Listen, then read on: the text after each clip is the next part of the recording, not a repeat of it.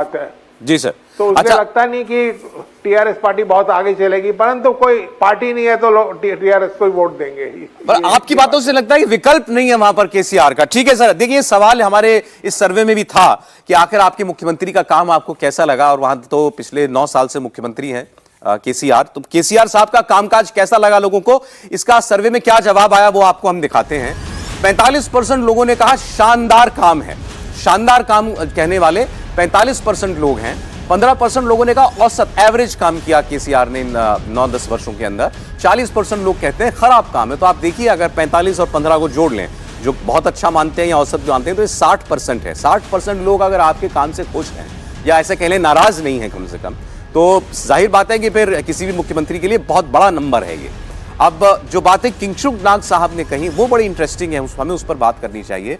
यहां दिल्ली में हम लोग बार बार चर्चा करते हैं कांग्रेस क्या करेगी, बीजेपी कैसा करेगी, वो कह रहे हैं कांग्रेस मजबूरी है और बीजेपी तो है ही नहीं। मैं ये भी बताना चाहता हूं कि आखिर केसीआर के खिलाफ क्या है, ये बात भी हमें समझनी चाहिए। केसीआर के खिलाफ ये है कि वो लोगों से मिलते ही नहीं है। केसीआर लोगों से बिल्कुल नहीं मिलते हैं।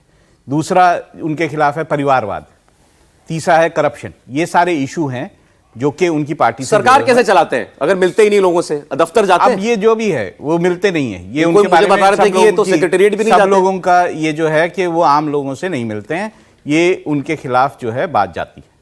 दूसरी बात जाती है वो परिवार के लोगों को पार्टी में टिकट देना, परिवार की पार्टी, बेटे मंत्री हैं केटीआर, ये सब बेटी सांसद है। 2-3 बातें हैं जो उनके खिलाफ जाती हैं। अदरवाइज अगर हम, जैसा कि हमने इस में बात की कि वो बहुत सारी लोगों के लिए स्कीम्स लाते हैं, वो पिछड़ी जातियों के लिए बहुत सारी स्कीम्स हैं, अल्पसंख्यकों के लिए बहुत सारी स्कीम्स हैं, तो उसके कारण उनके जो लोग हैं उनसे खुश हैं।